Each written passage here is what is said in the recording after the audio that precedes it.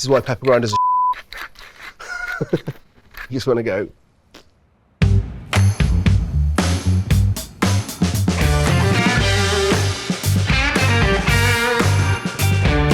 I'm Adam Purnell here at Gozney HQ, and today I'm going to make a Philly cheesesteak pizza. Right, so I've got the skillet pan heating up in the Roccbox behind me, so we're just going to prep our steak. Chosen to use a beautiful Aberdeen Angus ribeye here today, nice and thick, loads and loads of fat going through it. That's my favourite cut of meat because obviously the fat gives us so much delicious flavour, but also makes it super juicy. All we're going to do at this stage is hit it with a little bit of rapeseed oil. Rapeseed oil's got a really high smoking point, so it's a really good one to use. So I'm going to give that a good coating of the rapeseed oil, and the only other thing at this point we're going to give it is salt. We were to put pepper on at this point, it's going to burn. That oven is extremely hot. When pepper's burnt, it's really, really bitter. It doesn't work, so the pepper's going to go on later. Loads and loads of salt. It looks like a lot, but if you think about how thick this steak is, by the time it's sliced, you're only going to get a little hit of that. We need to make sure it's seasoned. Now I'm going to let that sit just for 10 minutes whilst the pan gets hot and allow that salt just to work its way into the meat.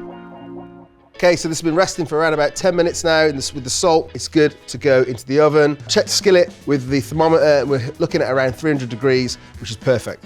Okay, so I'm just gonna take the pan out, right in the edge here, just gonna quickly drop the steak in and back in to the oven. I'm just gonna let that sit there, not touch it for a few seconds, and it's gonna build up a beautiful crust, and that's where all the flavor's gonna be. But it's also gonna lock in all that fat, all the juices, all the flavor.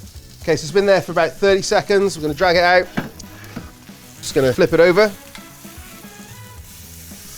Fat dancing, exactly what we want. Back in. You can take that backwards and forwards 2 or 3 times if you need to until we get to the point where the crust is where we want it, and then we're gonna finish it out of the oven.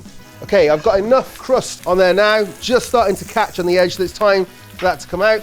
That pan is crazy, crazy hot. What we're gonna do at this stage is just add in some butter. I'm going to use a nice bunch of thyme just to baste it all over. Turn that over to the other side. Look at that fat dancing. Oh, this is going to be good. So I'm going to let that continue to cook. I'm going to put all that thyme in the butter. It's just going to keep infusing that butter. Now, you probably want to cook this until it sort of hits around about 48 degrees, because you want to cook it medium rare. If you cook a ribeye, it's got a lot of fat running through it. If you don't render that fat down, it's going to be chewy. Okay, so I always serve a ribeye medium. If it was a sirloin, I'd probably go a little bit less. Okay, I'm happy with that. It's going to come out of the pan and rest. And this is where pepper can be added. Loads and loads of pepper. Because again, when we sliced it, you're only going to get a fraction of what you see go down onto each slither on the other side.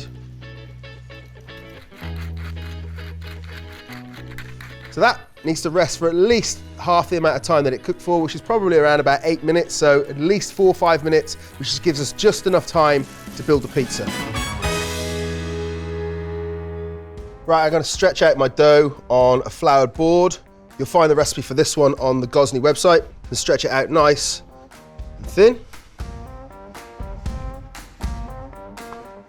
Okay, then we're going to add some cream cheese. I'm not going to spread it on, I'm just going to kind of blob it around and then smudge it. So there'll be sort of elements where it's a little bit thicker, so you'll get oozing cheese. Right, now we're going to hit it up with some finely diced green peppers, making sure that everybody gets a little mouthful. Red onion, some red chili, unconventional, but we like that.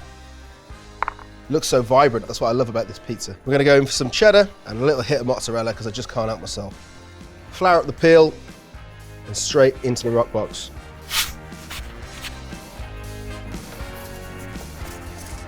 I'm going to turn the pizza as it cooks, making sure that we cook the crusts evenly. Now we're going to take our steak, and I'm going to use a serrated knife. Just look how pink and blushing that is inside. Beautifully medium rare. I'm going to cut it right across that fat. I'm just going to use these slithers of steak to just dress the pizza.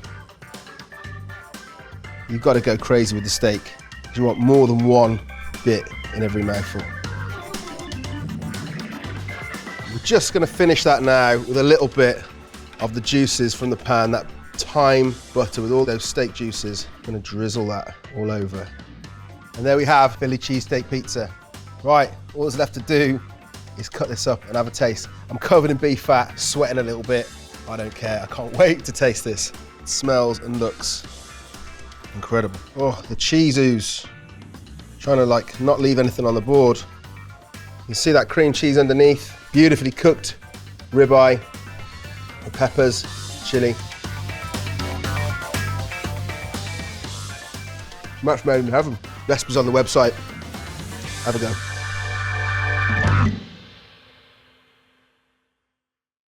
I'm Adam Purnell, I'm here at Gozney HQ, and today I'm making a Philly cheesecake pizza. Not cheesecake, cheesesteak. For sake.